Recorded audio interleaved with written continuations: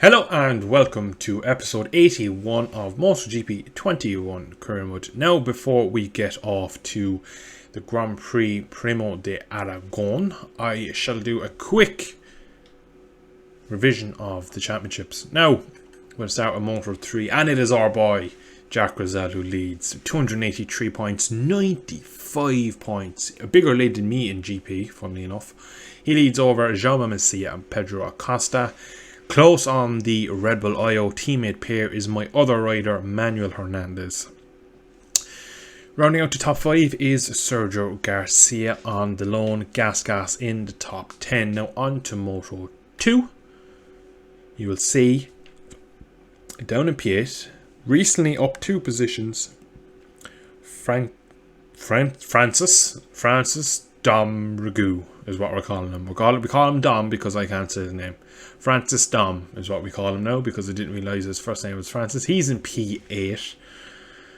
81 points. 160 points off. As a rookie, he has been pretty damn good if you ask me. Unfortunately, to go find my other rider, we have to go a little bit down.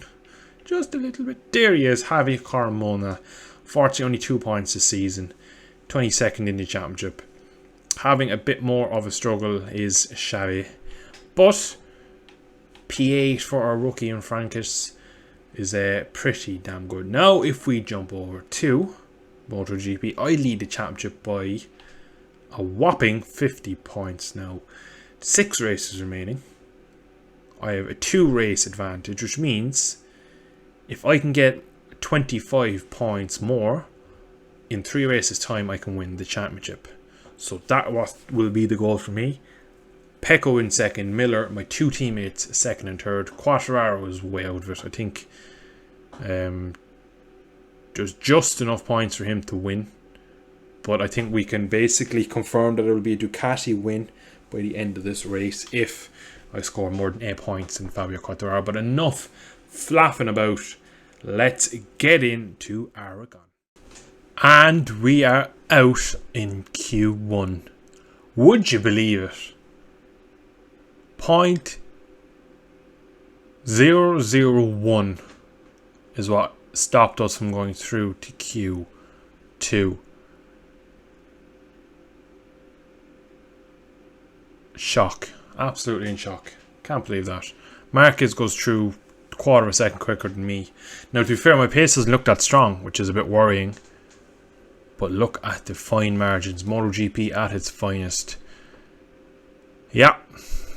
I don't know about that one. But anyway, let's get into the race. So it is a wet track.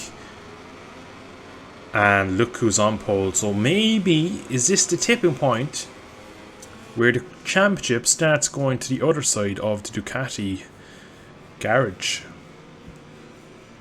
I've learned from my mistake in Sachsenring of going for soft front. I've gone medium, the hardest compound. The 2 Ducatis have gone with medium, the 2 front Ducatis anyway. Fabio's gone soft. I don't think that's going to last. I think he's going to be in trouble with that. But anyway, let's get into this one. I'm looking forward to this. This is going to be a bit of fun. Could be a hell as well though, because my pace was shocking in the rain in Silverstone. But that's the man we're trying to catch. We need to at least get on the podium to minimise the damage. What can we do from 13th on the grid? We are off. Lots of wheel spin. Go to the outside into 1. Taking it gingerly. I am the championship leader, remember. I am the one with everything to lose. Down 1 position. We're just going to slide up the inside of the Suzuki. It is absolutely treacherous conditions on the opening of this race. You see a lot of the AI having wobbles. We're trying to pick a gap. Really in and on a great spot here. Out onto the green we go. Being eaten up by the pack. This isn't good. Back to P13. So after all that, we stay where we started. The KTM having a look. We have a lot of front end chatter. These mediums will probably take a lap or 2 to get into their optimal range. Again, Binder has a look. Can't do anything about it. We're on the curb, not the ideal place.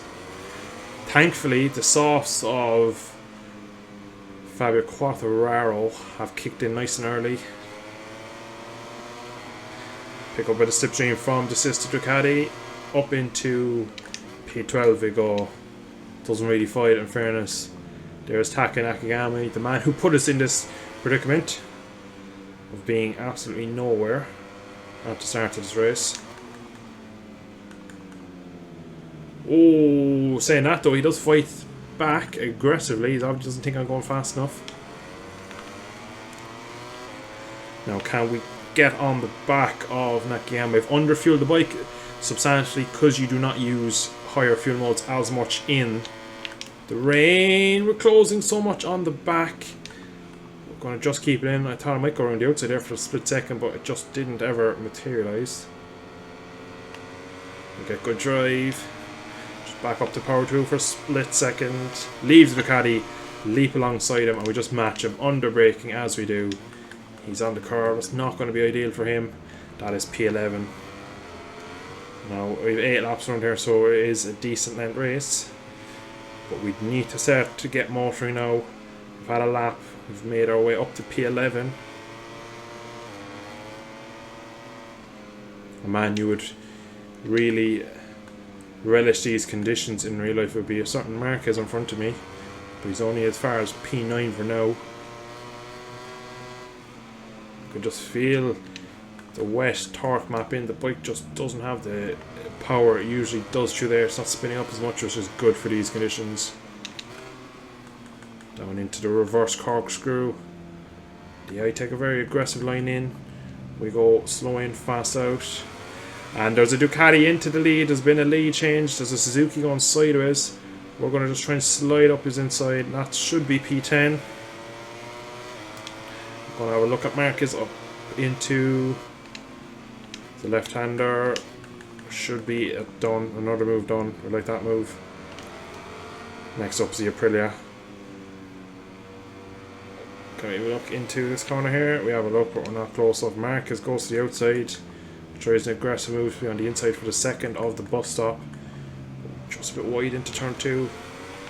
Hellacious Bargo lighting up the rear tyre. But we get good slipstream. Just go to the inside, hopefully get it done before the braking zone.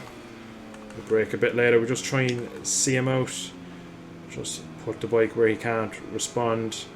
And it looks like Fabio's tyres are done already after lap 2 because he's down to P5 after leading on lap 1. Look at the power we got out of the final corner. That's 2 positions on the drag down to turn 1. But Paul is fighting, but he doesn't manage it. So 55.4 for Miller, who was in P2, 55.6 for me. So we are matching our teammates out front. Unfortunately, there's a 2.6. We're in hot there. Have to take a bit more front brake than I wanted. Oh, front on the move. Honda man fighting back against me. So we're just getting into a bit of a squabble here now. Not what I want.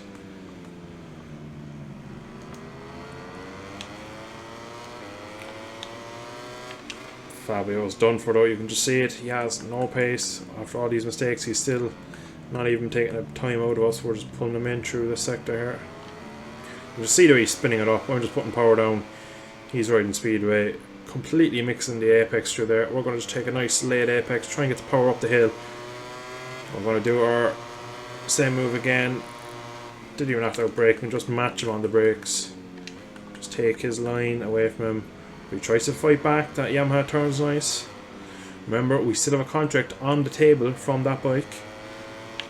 Maybe we could see next year as a blue rider. But that is for another day now. We are overheating our medium front, which is a worry since that is the hardest component of tyre. Powering down the back straight, and the gap to the leaders has grown, unfortunately. There's a 3 Ducatis in the lead. Zarco the third, the 2 other factory Ducatis 1 and 2. Big gap up to Mir now. Wouldn't really consider him a wet rider, but he's doing bits. So I'm making mistakes now, making another mistake. Off track we go, but didn't lose that much time. So it looks like the writing is on the wall for this one. We are catching Mir, but the two Ducatis out front are charging away. We're not able to match them at the moment. So it looks like at best P4. I'm not sure I'll be able to catch Zarco. Just don't have a very good feeling with this track and bike at the moment. I do like Aragon, but I do find it very hard to be quick at consistently.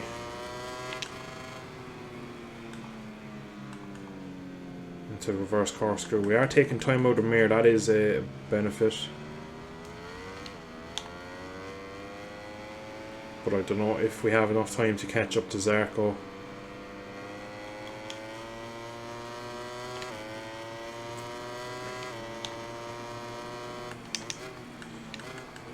Again, I feel on corner entry I'm struggling, and I struggle on corner exit as well with a bit of traction issue. Just don't have as much grip as I'd like in these wet conditions.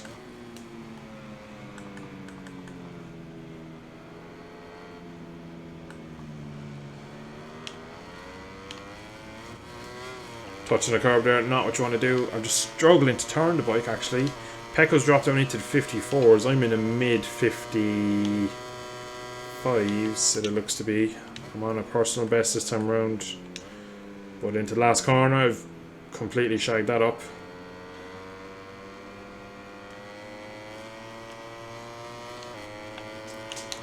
I try less traction because the traction is killing my drive. We do actually go quicker, but not by much. Not by enough to be taking time out of the riders in front.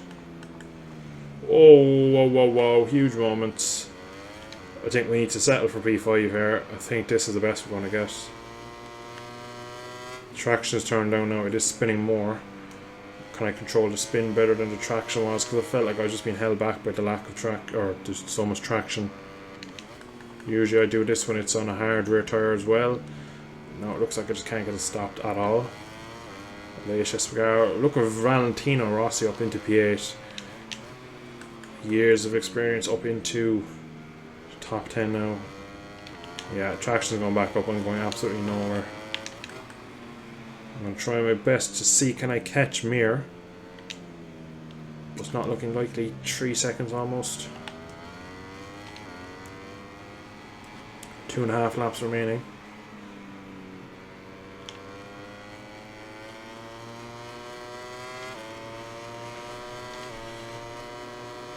We are faster on some parts of the track. I would say the whole track, but I'm not clean at the moment. I'm riding it very hampered. Not being able to push this bike very much.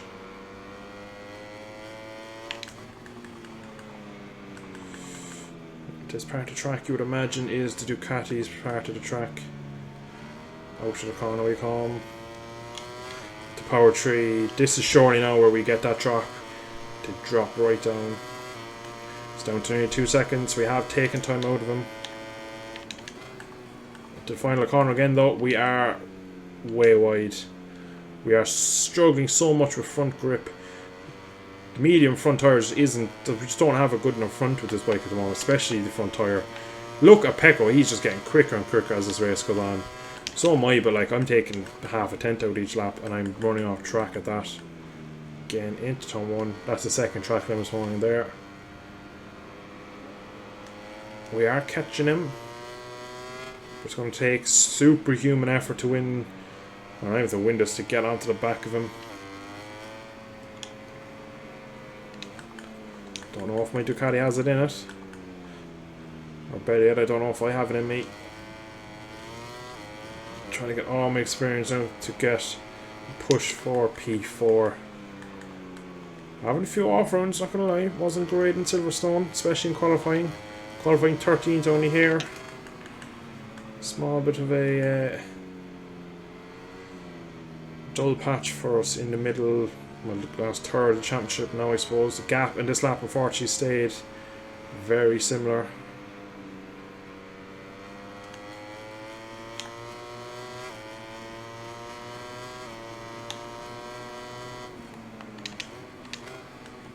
If we can get under 2 seconds, which we have, there might be something in it. The track is drying now, so the grip should improve. That's why Pecco's going so much quicker. But also we're going quicker. And the leaders are down. I do not believe it. I do not believe this. What? I am speechless. What in the name of God just happened? This championship was blown open.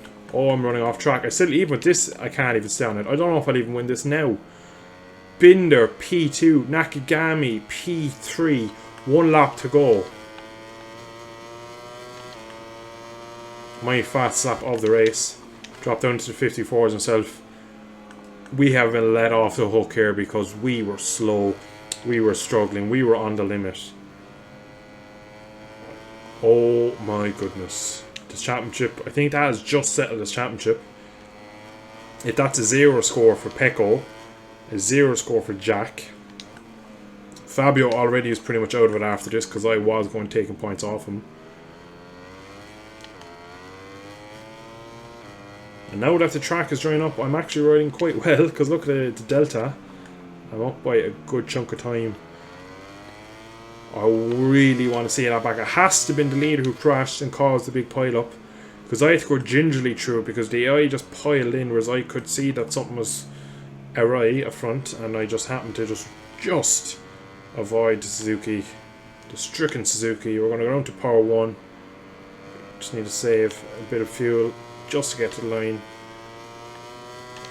This reminds me of oh, we're in hot air though, I'd say. Yeah, we're in very hot. Have we thrown it away? Oh my god, we might have thrown it away. No, we've gotten away with it. This race has had everything. It's had so many mistakes for me. Again, I'm stuck on the curb. I can't even get off the curb. Another track limits warning. I just need to focus on getting this home. But what I was saying, this race reminds me of Portimao, Oliveira's car. Oh, they've done it again. Oh my goodness. There's going to be no one finish this race. Miller's back up in the piece. I'm going to focus on bringing this bike home. We'll argue the results at the end. Pecco and Miller have crashed again. They're alright. Up to the line we come. We've managed to win it. Probably undeserved, but it's a 25 points from P13. I don't know what to say about this race. So, Binder on the KTM comes home for P2. Take Nakagami gets his first ever MotoGP podium. Equal Lacona, second tier KTM rider, comes home P4. Alex Marquez rounds out 2 LCR Hondas in the top 5. 3 KTMs in the top 6. And Aprilia come home in P7. Let's see how many people DNF'd. Rossi comes home 13. 1 point. Sorry, 2 points for Pecco, which means we take 23 points. We should be 73 points clear from now. Mir did not score points. Fabio did not score points. Rins, Pole, Jack didn't finish. Dovi didn't finish. Petrucci, Argamatine. So there's only 4 riders there that didn't actually finish, which is a surprise because when they have a big crash like that, usually they do tend to not finish. But who came home with the fast lap on the last? Luke Ramin did a 52.8 on the last lap. Get this man a drink for that sort of lap time. I struggled with that in the dry. But what an episode. 73 points we lead. Miller out of the title. I'm going to say it now. It is mathematically impossible for Fabio to win this. It's not mathematically impossible yet for Jack, but it pretty much is. He'd need me to score very little points for the remainder, and he'd have to be winning and cleaning up. So that's not going to happen in my eyes. Pecco, 73 points. I don't see him taking that back off me. At the start of this race, I mentioned, is this the race where the championship swings back? And it did swing back, but then it snapped and flew back my way. And 73 points now we have over our nearest rival. Look at the celebration. He knows it. He knows this championship is all but won. We knew for a while that we had the pace, but this was a big moment. This was the moment. We won the championship, but still have 5 rounds left. Anything can happen.